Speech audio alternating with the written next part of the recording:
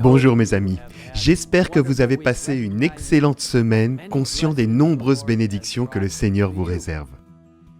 En tant que disciples du Christ, nous avons l'immense privilège d'annoncer l'Évangile à tout le monde, à toute nation, à toute tribu, à toute langue et à tout peuple, selon ce que nous lisons dans Apocalypse 14, verset 6. Et bien que cette tâche puisse sembler simple, il est parfois facile de négliger ceux qui ont des difficultés différentes de celles que nous rencontrons personnellement. Ceux qui ont des difficultés à entendre ou à voir. Ceux qui ont des difficultés émotionnelles ou mentales. Les orphelins et autres enfants vulnérables. Les veufs et veuves. Ceux qui prennent soin des personnes qui sont confrontées à différents problèmes. Comment pouvons-nous atteindre ces personnes, les inclure dans notre communauté de croyants et les encourager? Les ministères adventistes des possibilités, parfois appelés ministères des besoins spécifiques, sont un ministère inclusif de l'Église dont la devise est « Tous sont doués, nécessaires et précieux ». Ils suivent le ministère de Jésus tel qu'il est décrit dans Luc 4, verset 18. « L'Esprit du Seigneur est sur moi. Parce qu'il m'a consacré par onction pour annoncer la bonne nouvelle aux pauvres. Il m'a envoyé pour guérir ceux qui ont le cœur brisé, pour proclamer aux prisonniers la délivrance et aux aveugles le recouvrement de la vue, pour renvoyer libres les opprimés, pour proclamer une année de grâce du Seigneur. » Bien évidemment, ceci est au verset 19. Afin d'attirer l'attention sur ces ministères très importants, chaque année, un samedi spécial est désigné comme journée de sensibilisation aux ministères spécifiques. Et cette année, le 24 avril, a été réservé à cet effet. Au cours de cette journée, les ministères adventistes des besoins spécifiques proposeront un séminaire opportun très important intitulé « Trouver la joie dans la souffrance, faire le deuil d'un être cher ». Comme vous le savez, l'année dernière a été extrêmement douloureuse avec la perte de tant de vies à cause du coronavirus. En outre, des personnes et des familles du monde entier ont subi de nombreux autres types de pertes, pertes d'emploi, pertes de sécurité, etc.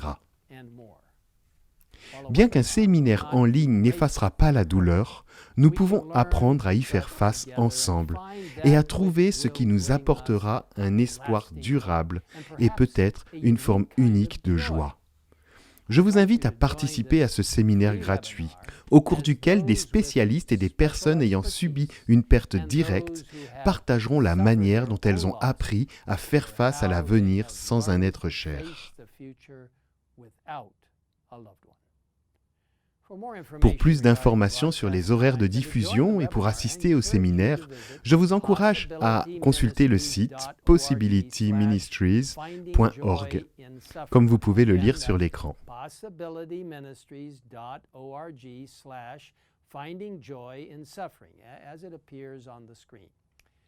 Il s'agit de l'un des nombreux services spéciaux offerts par les ministères adventistes des besoins spécifiques, qui aident les gens à savoir qu'ils ne sont pas seuls. Écoutons leur chant-thème intitulé « Not Alone », interprété par les enfants de Watoto.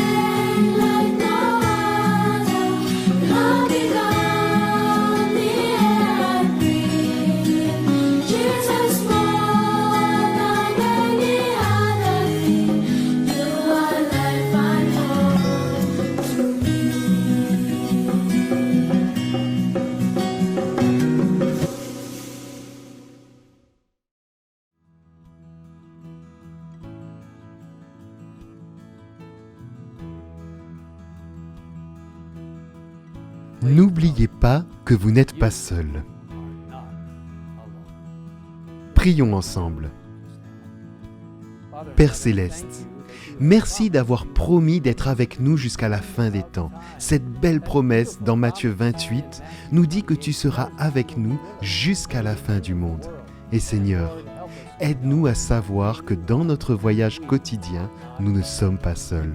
Peu importe ce que nous affrontons, aide-nous à nous appuyer sur toi, à compter sur tes bénédictions, à réciter tes promesses, à chanter tes louanges et à nous rappeler que nous ne sommes jamais seuls lorsque nous nous appuyons sur toi. Merci de nous écouter et de bénir les ministères adventistes des besoins spécifiques de manière dynamique, alors qu'ils touchent la vie d'innombrables personnes, les amenant à celui qui peut leur donner une joie pleine et une vie abondante. Merci de nous entendre dans cette prière. Nous te le demandons au nom de Jésus. Amen. Amen.